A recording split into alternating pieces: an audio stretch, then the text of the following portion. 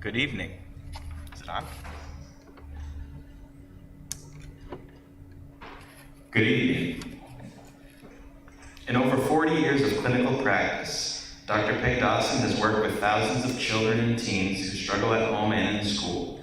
At the center of their struggles are often weak executive skills.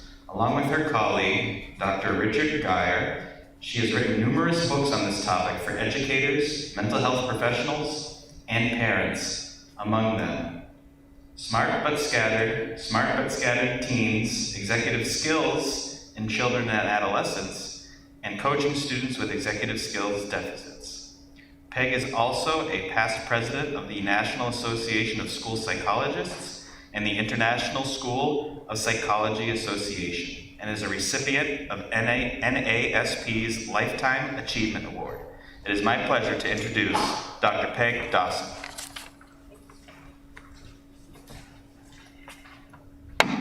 Okay, first of all, if I stand here, can people hear me? Or would you rather? I could use the mic, and I could hold the microphone. How about people in the back? Would you be more comfortable if I use the microphone? You know what, I think I may try. Just don't want to strain my own voice. Yes, this comes out. Okay, good. I'm happy to be here. I know we have probably an equal number of people watching this remotely and seeing videotape. Let me tell you a little more about my background. I started out as a school psychologist. I worked in the public schools in Maine, New Hampshire. I worked in Exeter for a few years. I worked in Somersworth. I worked for the Stratford Learning Center, which is based in Somersworth. And then I left the public schools and started working in a clinic setting. And my interest in executive skills came about as I was transitioning out of the public schools because the place I work is now part of Seacoast Mental Health Center, but it's a center within that called the Center for Learning and Attention Disorders. Yeah, it's up there in Portsmouth. And as I was building my clinical practice, I was seeing a lot of kids referred for attention problems.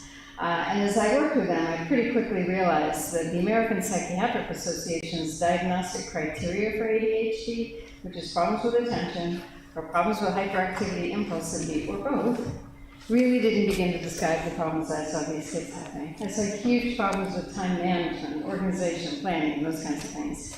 And I remember talking with my colleague, Dick, about it at the time. Now, he and I both did our doctoral work at the University of Virginia, but he went on to do a postdoc in neuropsychology at Children's Hospital in Boston. So as I was describing these issues, he said, well, hey, those are executive skills. This was the late 80s, early 90s, and people were not using that term a whole lot in those days. So Dick and I decided we really wanted to understand these skills better. What are they? How do they develop in the brain? How do they impact school performance? And most importantly, how do you help kids with weak executive skills become more successful students? So that's what led to our writing. We wrote a book for professionals first called Executive Skills in Children and Adolescents, and then we realized there was a huge role for parents in all of this. So that's what led us to write Smart but Scattered, and then Smart but Scattered Teens. We have another one. Our most recent one is for the next age level up, the 18 to 25-year-old group of kids. We sometimes call them the failure to launch kids. That one's called Smart but Scattered Installed. We've written a book for adults called The Smart but Scattered Guide to Success, and we have a coaching book and an academic planning that goes along with our coaching book. At the same time I was doing all of this professionally, though, I was raising two kids of my own.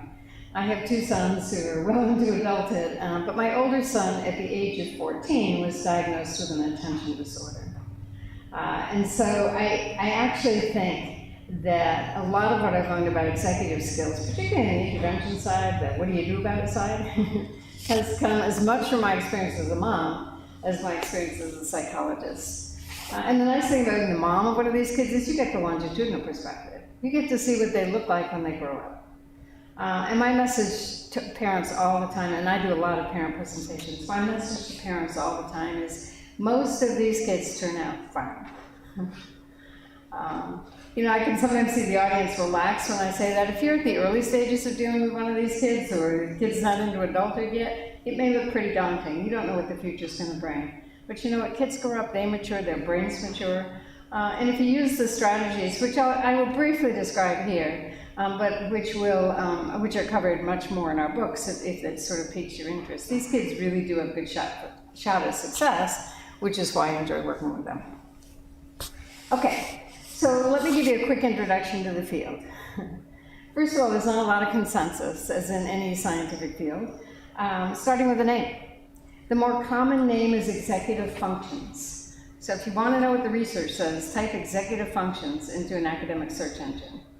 My colleague Dick and I chose to call them executive skills for a very specific reason, and that was we wanted the emphasis to be on skills. You know, skill implies whatever level you're at, you can get better.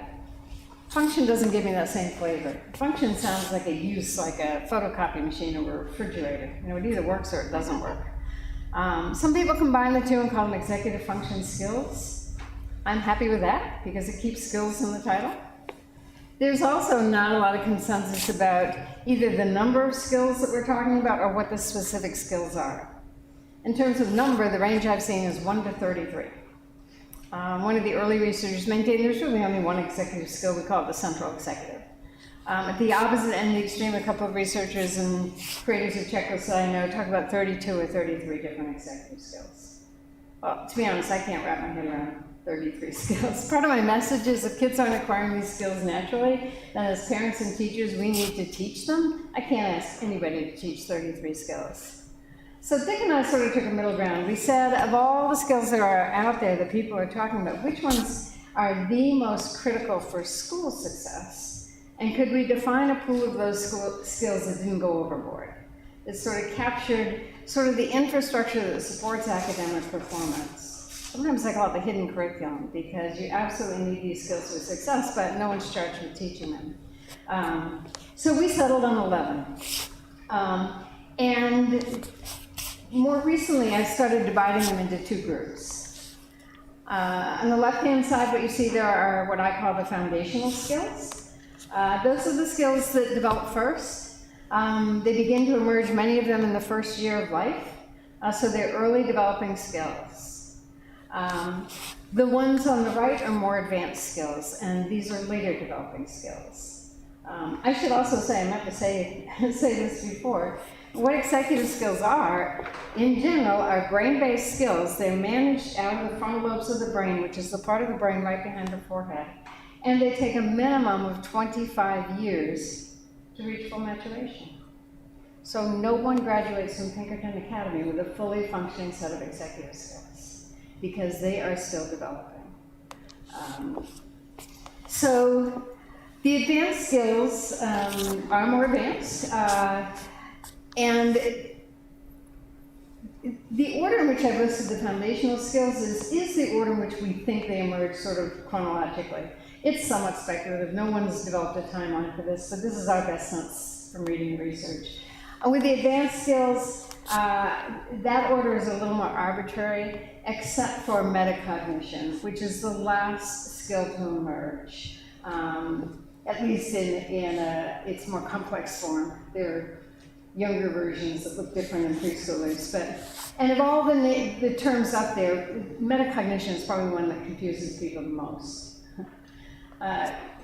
When people ask, so what's metacognition, the throwaway line is, oh, it's thinking about thinking. But I don't even know what that means. So here's my definition of metacognition. It's the awareness that you have thoughts, and that you can use those thoughts to understand the world, solve problems, make sense out of things. It goes along with abstract thinking. It's the ability to think more deeply. And there's a good brain-based reason why it's a late developing skill. But once metacognition begins to emerge, then you often see growth in those other advanced skills. Because once you recognize you can use your thoughts as tools to solve problems, then you can use your thoughts to plan, to organize, to manage your time, etc. Now, when I am working with parents or teachers of elementary age kids, the advice I give them is focus on the foundational skills. Those are the earliest developing skills. And if you put interventions in place to address those skills at the elementary level, even with kids who are struggling, you will see progress. If you keep the intervention in place long enough, you will see progress across elementary school. When I'm talking with parents of middle school kids or teachers of middle school kids, what I tell them is, if you think kids are proficient at those advanced skills at the middle school level, you must be pretty frustrated. Because these are just emerging skills for most kids at that age. And what we know about emerging skills is they look good one day and lousy the next. So, think of riding a bike. You don't go from not being able to ride at all to being able to ride 3 miles effortlessly without falling down. No, you take a few turns of the wheel and you fall over, and you get up on the bike again, and maybe do it a little better the next time and a little worse the time after that. That's what these advanced skills are during the middle school years and even into the first couple of years of high school. And I'm talking about typically developing kids. Kids with attention disorders tend to develop or other neurodevelopmental learning disorders tend to develop these skills later. So even well into high school with many kids, these are still just emerging skills in high school. The other piece of advice I give parents and teachers of middle and high school kids is if you have a kid who's struggling with many executive skills, so you've got many executive skill challenges, focus on the foundational skills. That's the place to start. Because they're the earlier skills to develop, they end up being the building blocks for many of these later skills. So by focusing on those foundational skills, you are putting in place the pieces to enhance the later skills as well. Okay, so that's sort of a general introduction. I'm going to go through these 11 skills one by one. Again, this is our model. Different researchers use different terminology and focus on different skills. But we found these to be the most useful because we really do feel like they support academic performance. Okay. So the first executive skill to develop is response inhibition. There are a lot of different names for that. Self-control, impulse control. Sometimes we call it the ability to delay gratification. And sometimes self-regulation is a piece of response inhibition. It's basically the ability to stop and think before you say or do something. You first see the early signs of response inhibition around 6 months of age in an infant. It's pretty rudimentary at that point, because what a 6-month-old has available to it is respond, don't respond. It's going to look different in a 3-year-old, different in a 13-year-old. And as kids acquire language, they use language to support response inhibition. So if you hear a toddler say to yourself, no, don't do that, because she's heard a parent say that to her, she's using language to inhibit a response. Some people maintain, some of the experts in the field maintain that this is the most critical skill. If you don't get response inhibition, how are you ever going to get something like time management, planning, things like that? At the middle high school level, new challenges emerge with response inhibition, in part because as adults, we are pulling back the supervision and monitoring of kids, as we should, because kids need to learn to navigate their world. But when you pull back and you've got a kid with immature response inhibition, they sometimes make bad choices. The other place where we see response inhibition as being problematic with teenagers is in the whole use of technology. Smartphones, video games, they are designed to take advantage of kids with poor response inhibition, because whatever they're doing on that phone looks so enticing to them and so much more interesting than their homework or their classwork or whatever. So it can become problematic. The way we teach response inhibition, and this is most relevant with young children, although I think it's worth repeating at any age, we teach wait and stop. I mean, if you can get wait and stop in the kids, that's basically response inhibition. When I think back on my childhood, I'll just give you one example, because it does have application with older kids as well. At some point, I think I was in 8th grade, I wanted to get my ears pierced, because that's when everybody was doing it then, and my father was a pretty strict father. He didn't outright say no. He said, if you still want to get your ears pierced on your birthday, then we'll talk about it again. So this was a conversation that took place in January. My birthday is in September. I had to wait 9 months. And I was persistent. And he was flexible enough to let me get my ears pierced at that point. But I think that's a reasonable thing to do, is, you know, to ask kids to wait. If this is really important to you, then you'll be willing to wait for it. Okay, let's go on to the next one, which is working memory. There are all different kinds of memory that people talk about. Working memory is a relatively new term, but I love it because it really is your memory working.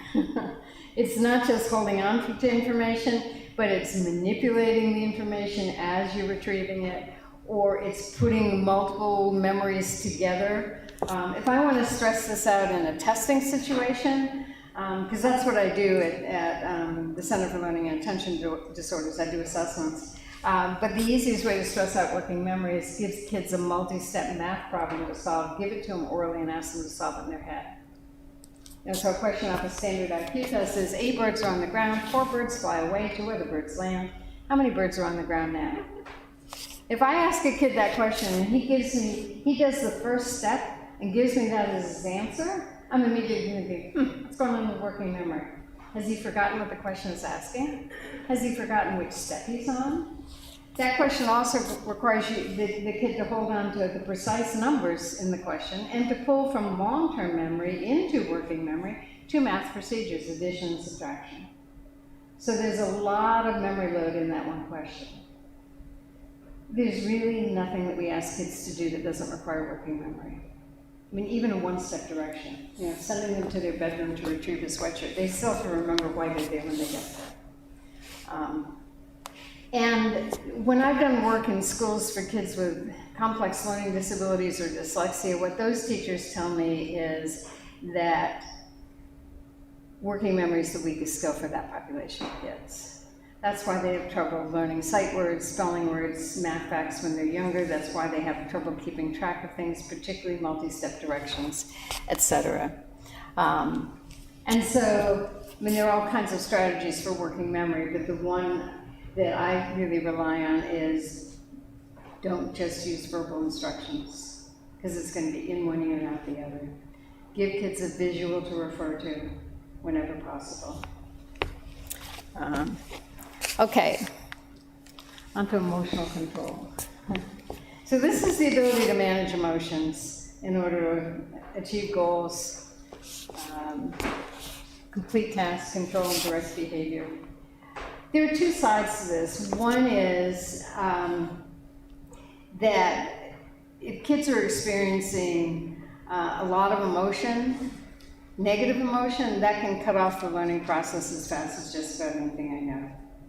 And this is, I think this, we need to keep this in mind when we think about what's happened during the pandemic, because it's not over yet. We saw a stress level rising in everybody, not just adults, but also kids.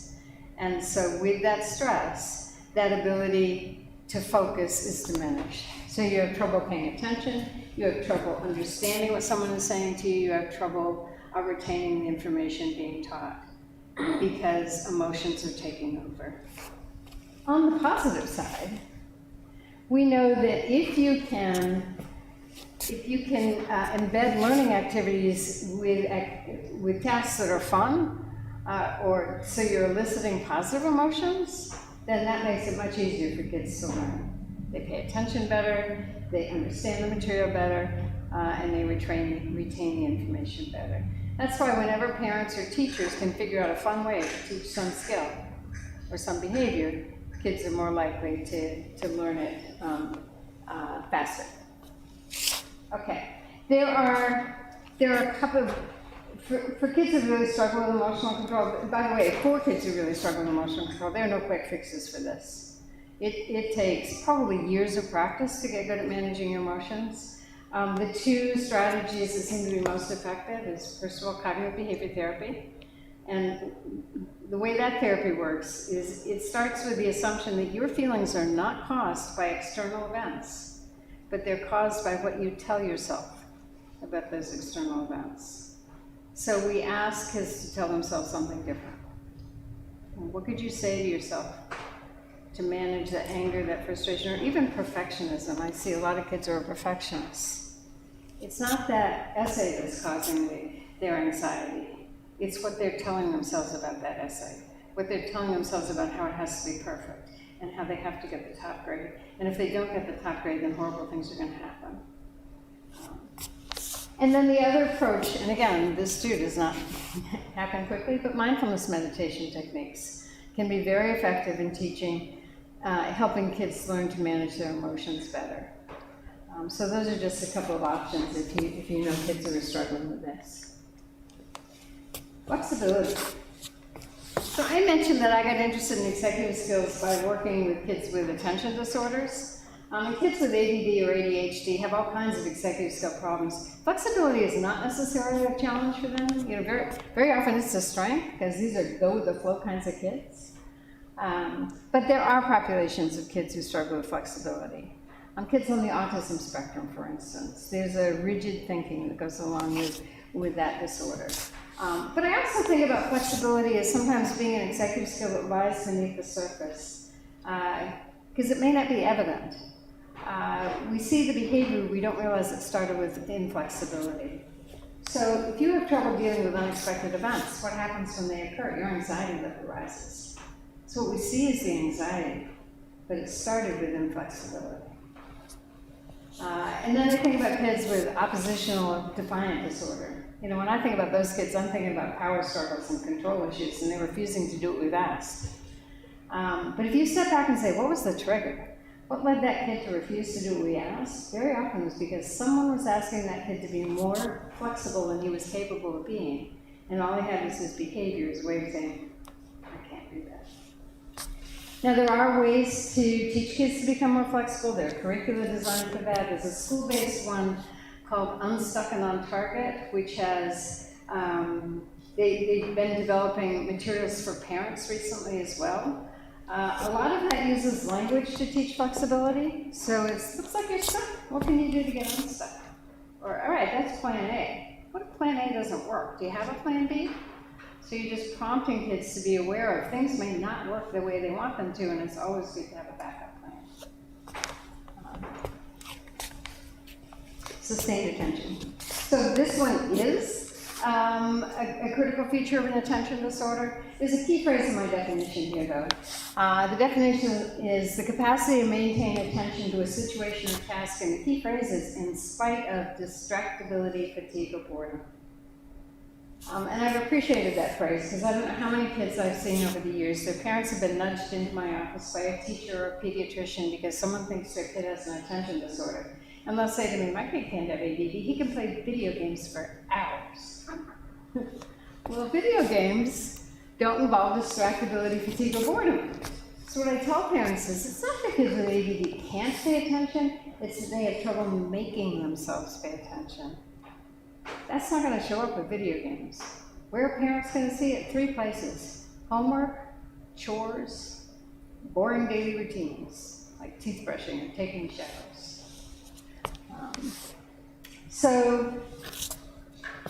There are a lot of strategies to help increase kids' attention span. My general advice is you got to start with where the kid is at.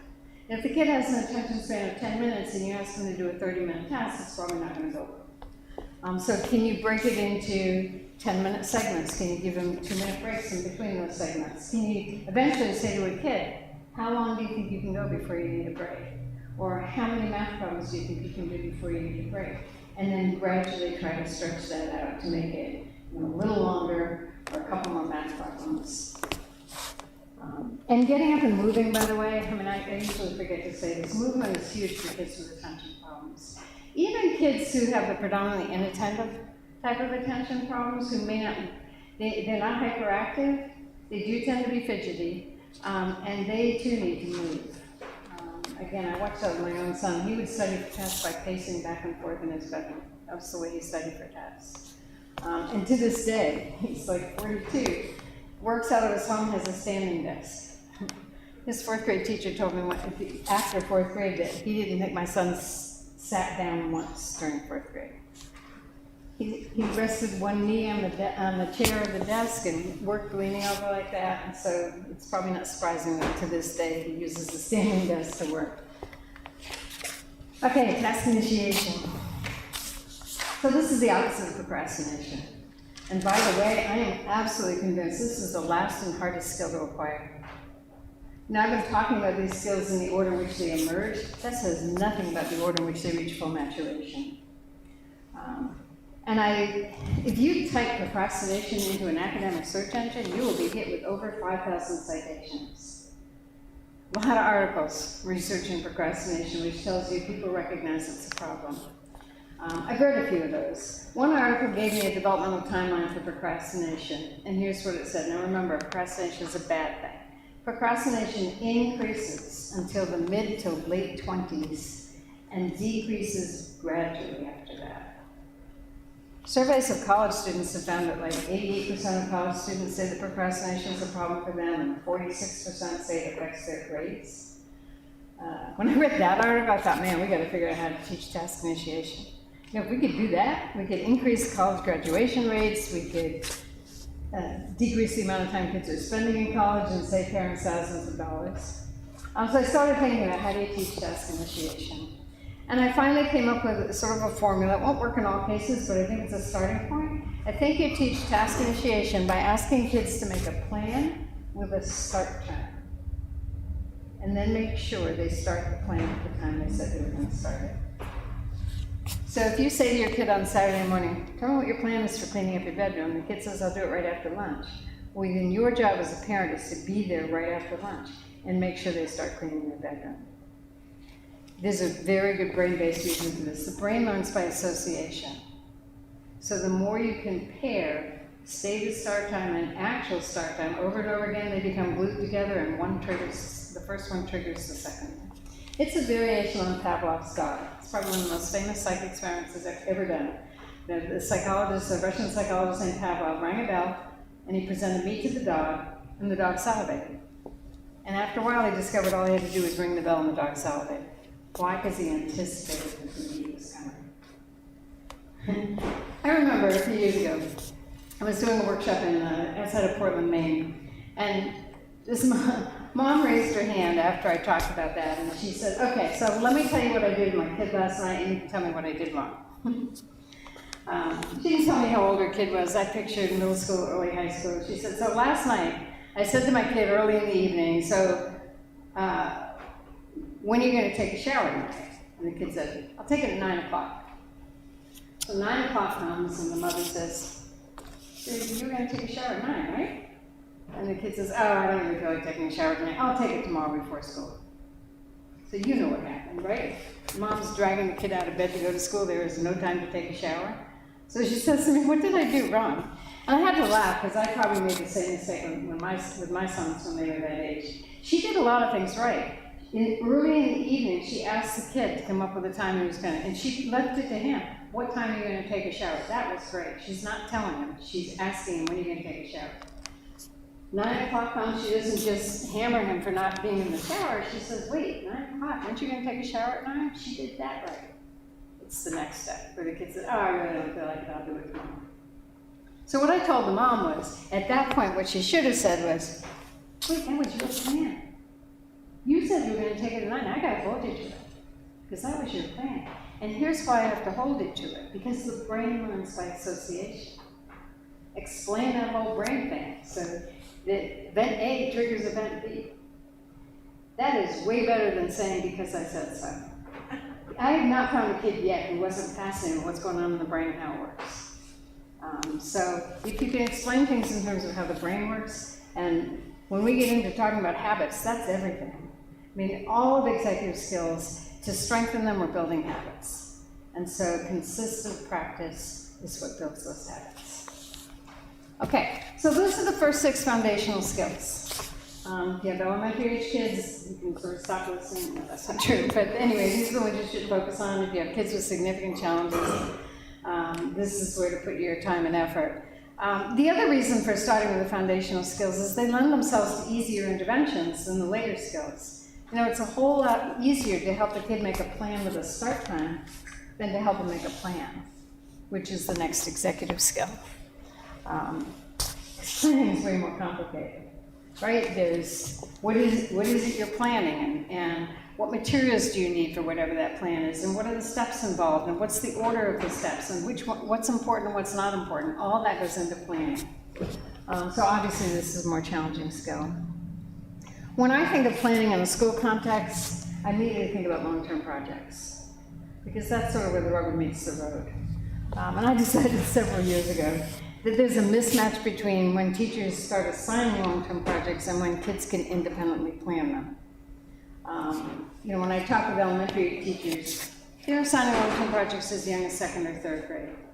Kids don't have planning skills at that point, and teachers understand that. So what do? They break the project down into subtasks and timelines and interim deadlines, and they walk the kids through the steps. That's developmentally appropriate. Unfortunately, it also misses the opportunity to teach planning. So ideally, when teachers are assigning long-term projects, they're not doing the planning for kids, they're doing the planning with kids. They're talking with them about what are the steps involved in creating a project. Several of our books have long-term project planning templates, so there are things parents could do with kids as well. The other challenge around long-term projects is that invariably when teachers assign long-term projects, they expect kids to carry them out at home, which then puts tremendous pressure on parents to supervise those projects. So I found this picture, or actually someone sent it to me, a picture on Facebook from several years ago that really captures the problem nicely. It's a science project. And the topic of the science project is, how much turmoil does the science project cause families? And it's set up the way a science project is, with materials on the left-hand side, at least one kid, at least one grudging parent, half-baked ideas of very dubious merit, and procrastination. In the center, we have the results. We have this really nice graph showing yelling and crying on one axis and time on the other axis, and the closer the due date, the more yelling and crying is going on. We have quantitative results. 75% of kids cry, 90% of parents yell, an average of 15 hours of family time is sacrificed. Findings: everyone hates science fair. It's really sort of catches it, doesn't it? So, yeah, I mean, we'll have time at the end to ask if people want to ask questions, but I'll just leave it at that. But actually, no, I won't leave it at that, because if you want to try teaching planning, start with having a kid plan something he wants to do. You know, a fun Saturday, or let's look at everything we have to do on Saturday. We got some chores we got to do, we have some fun stuff we want to do, let's make a plan. And so you build it into their everyday lives around things that matter to them. Organization. Okay, there's a key word in my definition here. The ability to create and maintain systems to keep track of information and materials. Lately I've been asking people what's the key word, and they're always getting it right now. They didn't used to. The key word is maintain, right? People used to say, when I say, so what's the key word? They might say ability, they might say systems, they might say create. This is my weakest skill. I am not good at organization. And so when they come up with those words, I tell them, now I am great at creating systems of organization. Every 4 weeks I have to come up with another system for keeping my study clean, because the last one didn't work. It's the maintenance part. And if you've ever tried to turn a disorganized kid into an organized kid, you know this is a long-term, labor-intensive process. Because it's not just a question of creating a system and handing it off to the kid and expecting him to run with it. Or even better, because everybody's organizational system is somewhat idiosyncratic, to say to the kid, you know what, your backpack's a mess. You can't find your homework when you need to do it. You can't find it when you need to hand it in. So let's take your backpack apart, and let's put our heads together and figure out a system for keeping it organized that will work for you. You still can't hand it off to the kid and expect him to run with it. And I finally figured out why that is. It's because at any single point in time, it is faster not to use an organizational system than to use an organizational system. It's way faster to take that science worksheet and just stuff it in your backpack wherever than it is to take out the science notebook, open that up, take out the incomplete homework folder, open that up, put it all neatly in, and put it all neatly back in. Yeah, it may take longer in the long run, but in the moment it's faster not to use an organizational system. And just one other thing I would say about, because from years of doing these workshops, talking with lots and lots of parents, parents and kids often have different executive skills profiles. I mean, there is a genetic component to it, but you will find that parents' strengths may not be the same as their kids' strengths. Or in some cases, parents' strengths are their kids' weakness. And that can cause tension. But one of the worst combinations I've seen in terms of the frustration it causes is a highly organized parent with a slob of a kid. That is just a bad combination. Because that highly organized parent really has trouble letting go. Really has trouble if everything in the bedroom is spotless. Has a really hard time just closing the bedroom door. So if that's you, then usually what I suggest is start small, pick your battles, don't give up on the bedroom altogether, you just assume it's never going to look the way you'd like it, and does he have a clean space to do his homework, for instance. Okay, time management. All right, here's where we start seeing the earlier developing executive skills factor in here, because time management is basically task initiation, sustained attention, and planning, with one additional element that's unique to time management, and that's time estimation. The ability to estimate how long it takes to do something. And in my experience, people with poor time management, that's the piece that doesn't work well for them. They really have trouble estimating accurately.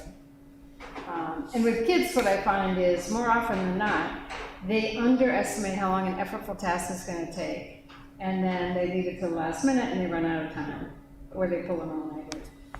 I do sometimes see kids who do the opposite. They overestimate how long a task is going to take, and then they don't want to start it because they think it's going to take forever. You know, in their mind, that's what it looks like. In either case, the solution is teach time estimation. Have kids practice estimating how long it takes to do something, and you can, anything is fodder for that, right? How long does it take you to get dressed? How long does it take you to get up out of the house for school in the morning? How long does it take you to finish that math homework? How long does it take you to clean up your bedroom or to put your dirty clothes in the laundry? I mean, anything. It can become a game as you ask kids to estimate and see how close they are to being right. And they will improve with that. They'll calibrate better as time goes on. Okay, goal-directed persistence. So this is a very late developing skill, particularly the way we think about it and the way we've defined it. And you can find a precursor of this, and you know, a 4-year-old is putting a really challenging puzzle together and is not going to stop until they get it right. That would be persistence, and it may well become goal-directed persistence. When we're talking about goal-directed persistence, we're not talking about goals you're going to finish by lunchtime. We're talking about longer-term goals, you know, goals for a marking period or an academic year, or for what you're going to do after you finish high school. And with that in mind, you can see where all the other executive skills play a role. Because you can't just set a goal and forget about it, you got to remember it. So there's working memory. You have to have a plan for achieving the goal, so there's planning. You have to start and finish the plan, so there's task initiation and sustained attention. You have to resist the temptation to do all those other fun things you'd rather be doing than working on your goal, so there's response inhibition. And if that's irritating or annoying to you, then you also have to manage your emotions. So there's probably a place for every executive skill we've already talked about in goal-directed persistence. This is the killer skill for middle school parents, in my experience, because they expect kids to have goal-directed persistence by middle school. And in my experience, most don't. And I know that's what's going on when they come to my office and they say, doesn't my kid realize how he's doing in 8th grade is going to affect what college he gets into in 4 years? And of course, the short answer to that is no. Kids they haven't lived long enough. They can't see 4 years out. And they don't know what college is, so they can't even picture that. So they have much shorter time horizons. And we have to keep that in mind. So we can encourage goal-directed persistence. But the mistake I made as a parent is the one that many parents make. When I was focusing on goal-directed persistence with my kids around that age, I was focusing on academic performance. And I was pushing them to make the honor roll or to bring their grades up in one subject or another.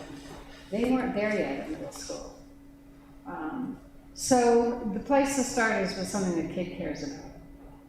Setting goals around that. If they play sports, they may be willing to set a sports goal. Many things that high school students want that require, a couple of things that high school students want that require goal-directed persistence are a driver's license and a job.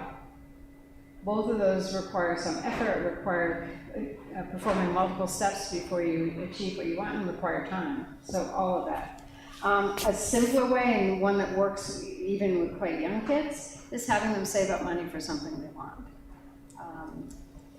it's more costly than something you can buy today or tomorrow. But, so then you can talk to kids about how you're going to earn the money, how you're going to save the money, how you're going to resist the temptation to spend small amounts of that money on cheaper things and never get to your goal of buying this bigger thing that you're trying to save money for. So all of that requires filtering systems. And then finally, metacognition. So I gave you one definition before. If I were going to use a psychological term, I talk about self-awareness. It's that understanding about yourself, that ability to see yourself in the big picture. And to be able to read the crowd, that requires metacognition as well. And it's interesting because this kicks in somewhere around early middle school, and it coincides with and probably helps explain that extreme self-consciousness that middle school kids have. Because for the first time, first of all, they're aware that they have thoughts. And since they're pretty self-absorbed, they're thinking about themselves. And they assume that everybody else has thoughts and they must be thinking about them too. So that's why that embarrassment goes there. And they're now picking up on social cues that have always been there, but they didn't know how to read before. So they're picking up on body language, tone of voice, gesture, facial expressions, all of that. And so they don't like to stand out, or maybe they do like to stand out in order to get a reaction, but they're always looking to how is the crowd reacting. It's also the skill that goes along with abstract thinking. And so because it emerges slowly and at different rates in different kids, some of the homework that we give kids to do starting around 5th, 6th grade, they may not have the metacognitive skills to handle easily. And so as you're looking at your kids and what homework they have to do, keep that in mind. Do they really understand what the teacher is asking them to do? Can they think deeply about, maybe it's a reading comprehension activity. Can they read between the lines? Can they understand motive of characters? I mean, all of that is metacognition as well. Okay, so for the longest time I thought about these skills as being absolutely critical to school success. And then I realized it's not just school success, it's life success. And so this cartoon really captures it for me. The title of the cartoon is Dale's Work Rate Education Pays Off. And the prospective employer is saying to Dale, the job you're applying for will require you no longer to stay capitals and cursive writing. Which pretty much nails my 4th grade curriculum. But here's why I like this. For this to be realistic, what would that employer be saying? The job you're applying for will require you planning, time management, organization, goal-directed persistence, all executive skills. And so when we as either parents or teachers get too hung up on kids learning the academic curriculum and thinking that's the be-all and end-all, it's not. We want them to have the skills that they need in order to work and live productively. And those have more to do with executive skills than with algebraic equations. Okay, so I mentioned that these skills take 25 years to reach maturation. Now I want to give you the evidence to that. I'm going to show you a series of MRI scans really fast. So this is what the brain looks like when you put it under a magnetic resonance imaging machine, MRI. This guy named Paul Thompson at UCLA brought the same kids in year after year, starting at age 4, ending at age 21, and he took a snapshot of their brain. The key to understanding these images is the color. Okay, so an immature brain is red and orange. A mature brain is blue and purple. So you can see at age 4, there's nothing that's purple. What's blue is mostly sensory processes, like vision and touch, because those are the brain systems that come online the fastest. In the right-hand image, the top, this is the frontal lobe. Okay, that's where executive skills are. And at age 4, you can see there's vast swatches of it that are just red and yellow. There's a tiny bit of blue here, and then the rest is green. Oh, I should have said red and orange. So I'm going to take you to pretty quickly to age 21. Unfortunately, he stopped taking the pictures at age 21. And I want you to see how late in the process the frontal lobe turns blue. It doesn't turn purple because we still have 4 or 5 years to go before full maturation. The other thing we know about brain development is the brain matures from back to front. So the frontal lobes is the last part of the brain to reach full maturation. You will see that here. You will see, this is the back of the brain, you will see the blue start here and travel up. Okay, let me show it to you. If I can find my cursor. Where's my cursor? There we go.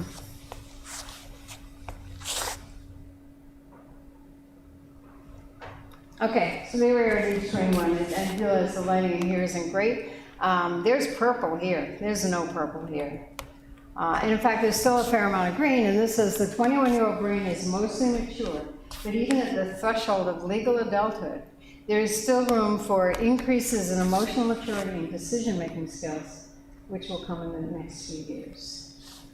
So we've got a ways to go, especially as kids are just beginning high school. They are nowhere near full capacity in terms of their executive skills. And in fact, I think, let me show you. Whoops. Sorry, I've gone to the next one. Yeah. So this is the 4-year-old brain, this is the 13-year-old brain. So that's middle school. When I look at the 13-year-old brain, I'm not seeing a whole lot more blue than I saw at age 4. Think of what we ask middle school kids or early high school kids.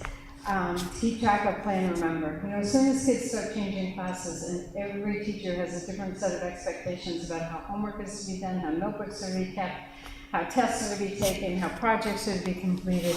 Many schools have A days and B days, and the kids have to keep track of because they're using block scheduling. Many schools have rotating schedules, so first period on Monday, second period on Tuesday. I've worked in several schools in recent years that had 7-day rotating schedules. So first period on Monday changes from week to week. These kids have complicated after-school schedules, and many of them are living in 2 homes. And let's not even talk about hybrid learning, because hybrid learning just increased the complexity that much more. So we are asking kids to juggle a lot of information and keep track of it, which suggests they need some more support helping them do that, and they also need to be cut some slack. Because they got a long ways to go before they hit 21. And even then, it's not done. Okay, I'm keeping track of the time here. So I want to move this. So now we've got the 11 skills down. I want to talk a bit about the language we use to describe these kids. This was a kid I saw twice. He was 7 the first time I saw him. He was one of the most hyperactive, impulsive kids I'd seen at that point. He also had Tourette's syndrome. He couldn't take stimulant medications because they exacerbated his tics.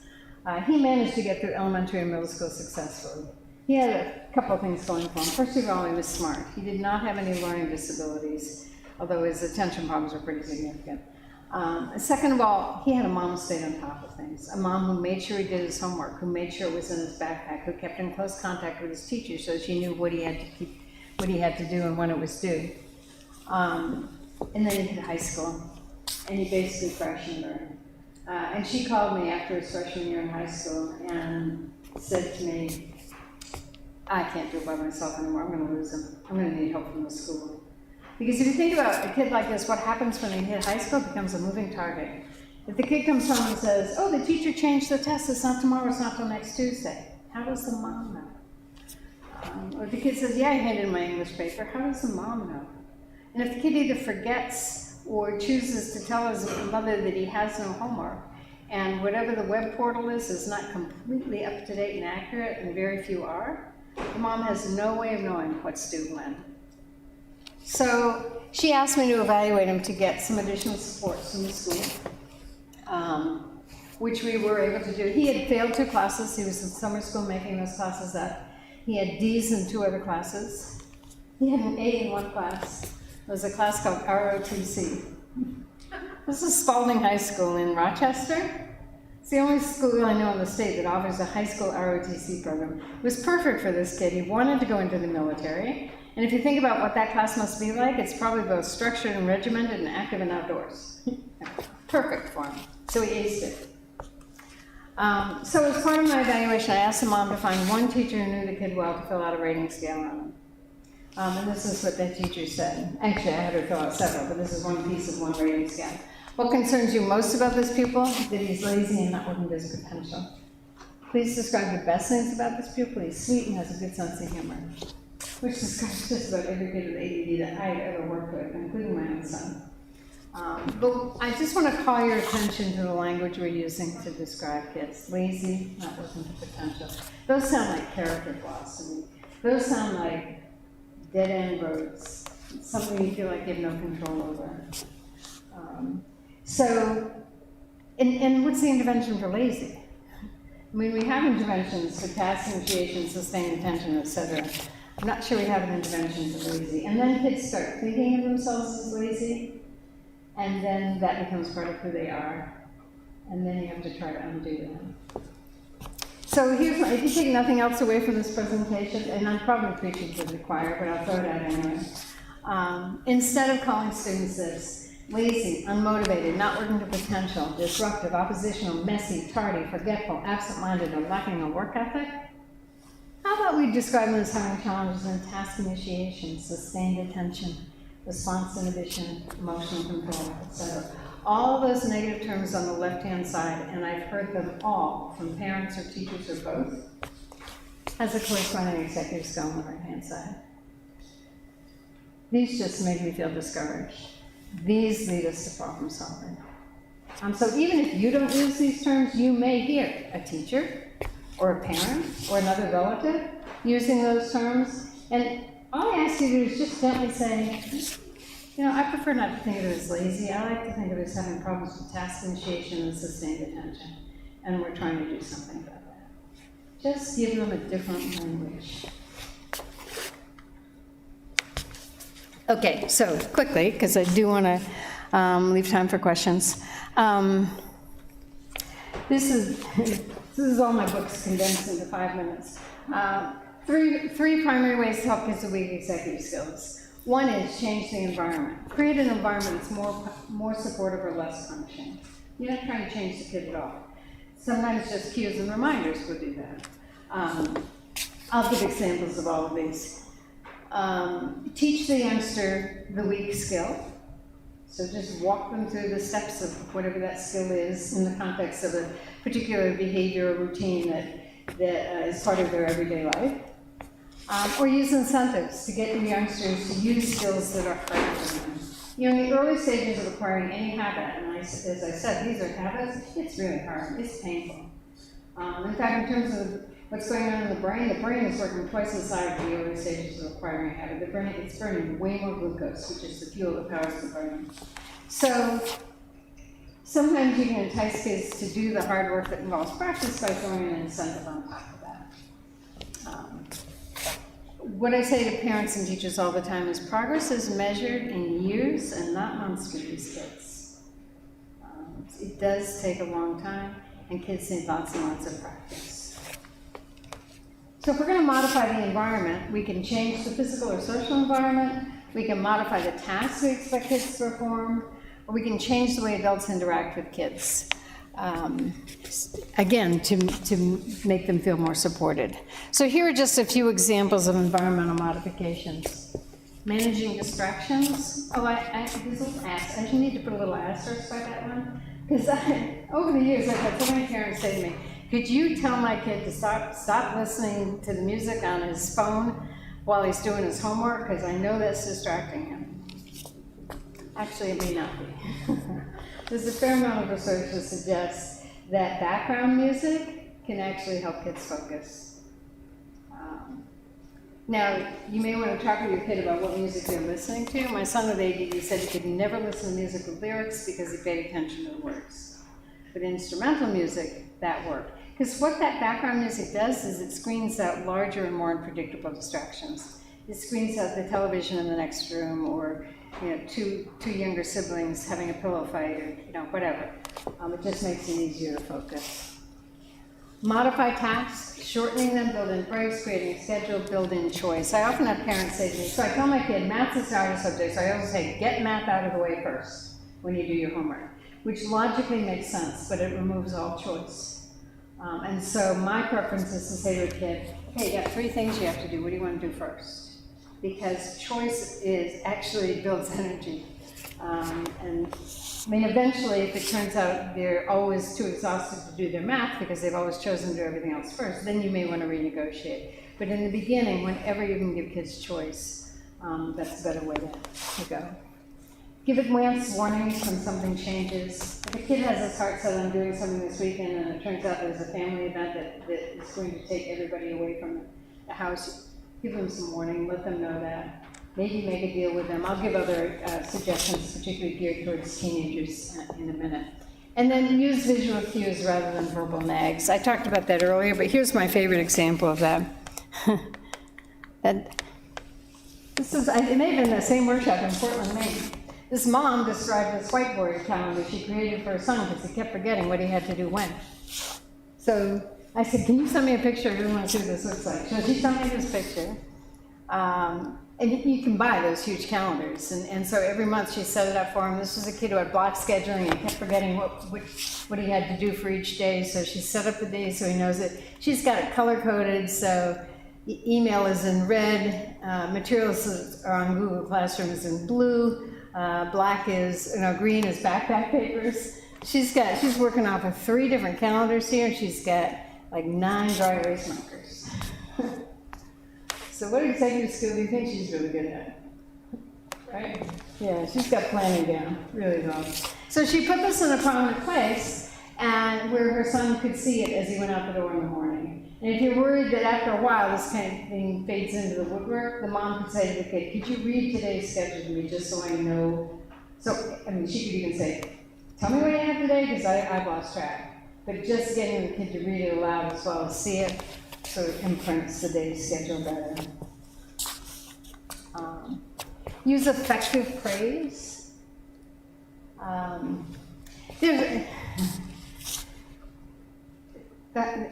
It's a whole lot easier to use ineffective praise. It's a whole lot easier to say, great job, smart kid. Nice job. Effective praise is specific. It lets the kid know exactly what they're being praised for. So this first one, I appreciate you loading the dishwasher without my having to bug you about it. You're praising 2 things. You're praising the kid for loading the dishwasher and for not having to be bugged about it. Your brother was pushing your buttons, but you worked hard to keep your temper in check. You know, maybe the kid loses his temper and decks his brother. But you saw him trying hard not to. Maybe next time he'll try a little harder, and the time after that, maybe he'll actually control his temper. So we call that praising successive approximations. This last one is the hardest. Try for a ratio of 3 positives for every piece of corrective feedback. The research is very clear on this. If you can achieve that ratio, you can change behavior. This is really hard to do. In fact, I just ran across a study looking at middle school teachers, and they found even 1-to-1 makes a huge difference. 1 positive for 1 corrective. So start there. And just remind yourself, if you just issued a criticism or a complaint or a correction to your kid, think to yourself, okay, I've got to notice, I've got to praise him for something he's done right, so that he hears the positives as well. Check the timer. Okay, so that's how we modify the environment. Oh, and by the way, in terms of praise, because a lot of kids get really, especially teenagers, get really self-conscious about praise. If you feel like all that does is set up a fight or a kid's chance to yell back at you or whatever, write a note, put it on their pillow. That gives you time to compose what you want to say and think about how specific is this, and it will mean a lot to the kid. He may never tell you, or maybe he'll tell you when he's 25. But I know it will have an impact. Okay, our general approach to teaching the skills is come up with a step-by-step process, embed it in a daily routine, and have a visual. So that's what this is, a room cleaning checklist. This was actually created as a private school in Vermont, the Greenwood School, a school for kids with dyslexia. The school decided they really had to tackle the bedrooms. This is work at home as well. What they decided was that when kids moved into the school at the beginning of the year, this was about 3 years ago, they had them put all their stuff away where it belonged, and then they took pictures. And then they turned it into a checklist that they posted on the kids' wall. So it's personalized for each kid. So this was Jack. Now there are 10 things on this list. You know, for someone who's organizationally challenged like me, that's really daunting.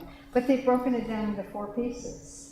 My clean desk, my clean shelves, my clean bed, my clean floor. Nothing has more than 4 steps. I think I can tolerate that. Another example, same thing. and create a routine, spell it out, and provide a visual. This is a planning form for making a homework plan. So this is not where they actually keep the assignment, the actual instructions for the assignment. This is where they list math, English, chemistry. So for each task, you then ask them to estimate how long they think it's going to take. So, oops, sorry. This is my, that's my reminder to charge my watch. If I didn't set an alarm, I would not remember. So now I'll probably forget when I go home. So how long will it take? That's time estimation, time management, right? The next column, when will you start? What's that? That's the plan of the start time. This column, where will you work, that's not necessarily connected to an executive skill, but I added that column after reading all the research on mental rehearsal and visual imagery.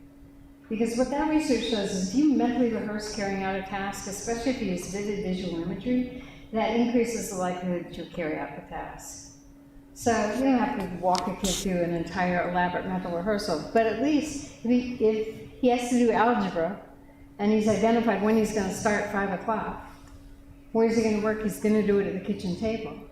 Well, then you have him situated at a certain place at a certain time. Ask him to just visualize that.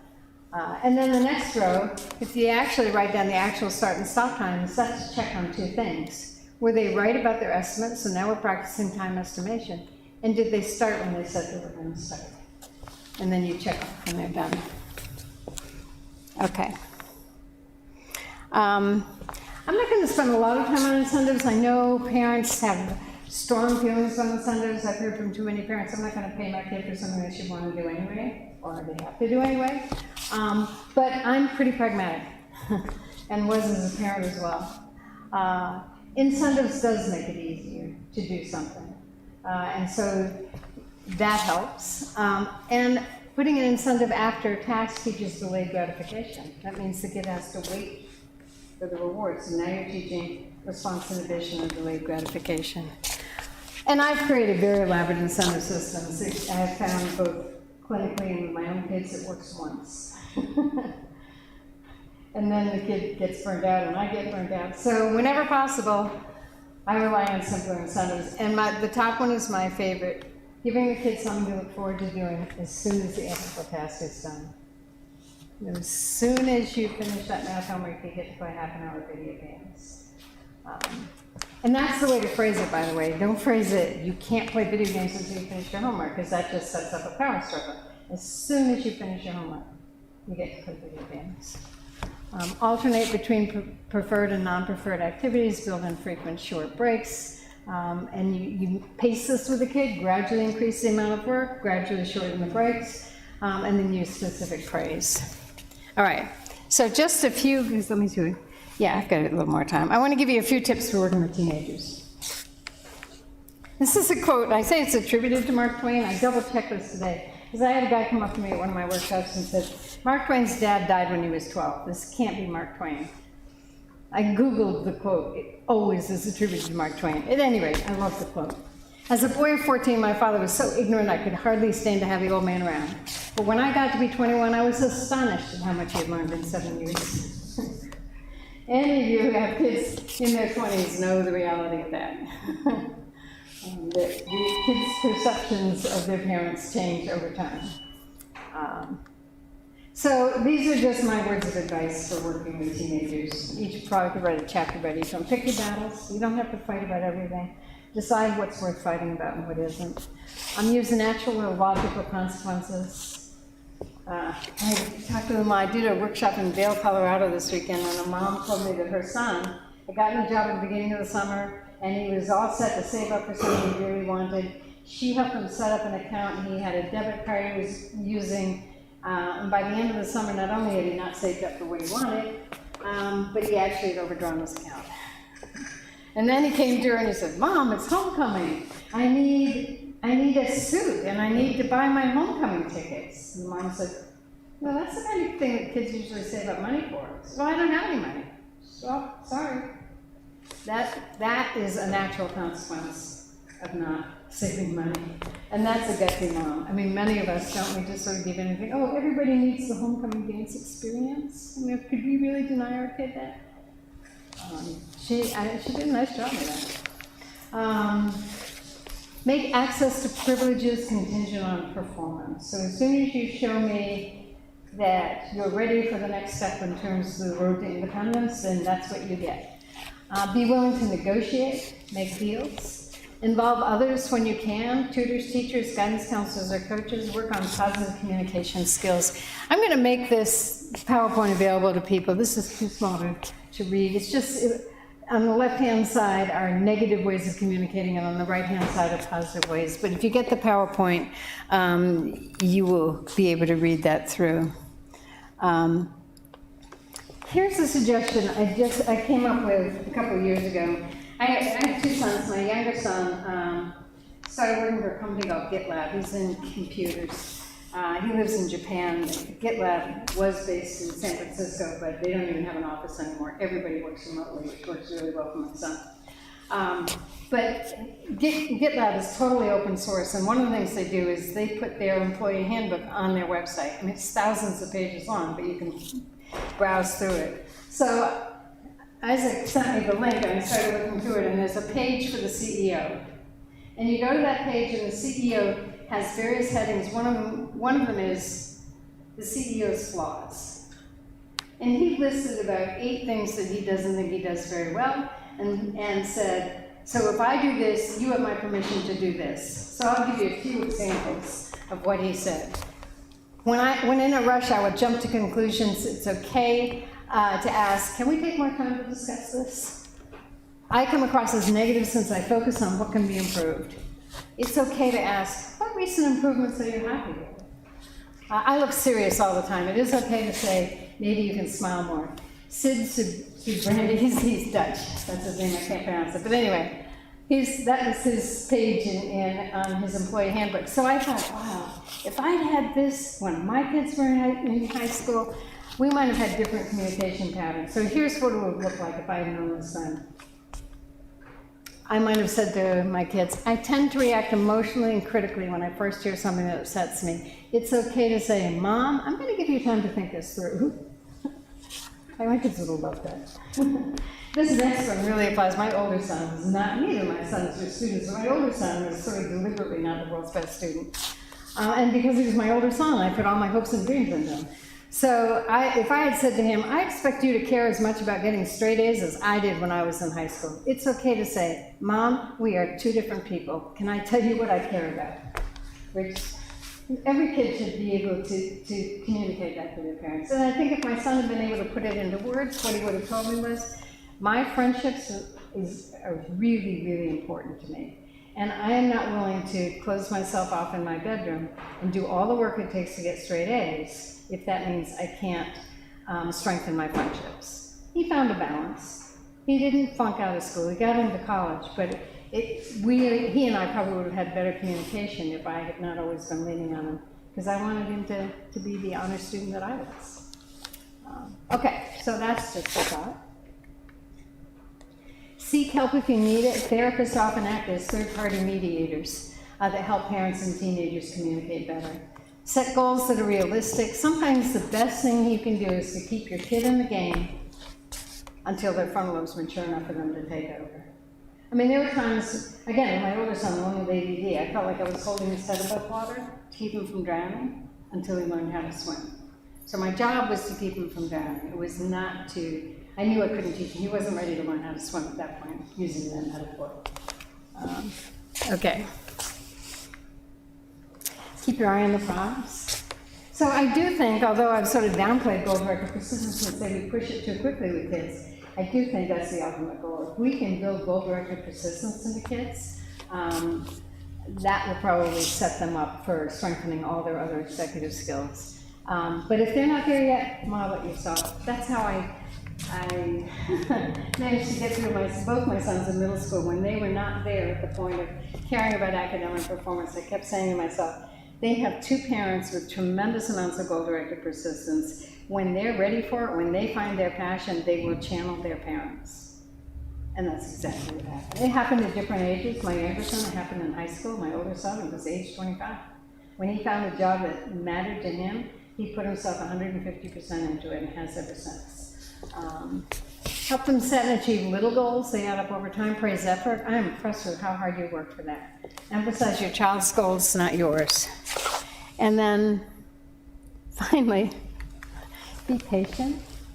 Your child at 15 will not look the same way at 25. Okay, this is my younger son. He gave me permission to use these 2 photographs. That was Isaac at 15. It was a rough time. Way more for me than for him. He was happy. He thought he looked cool.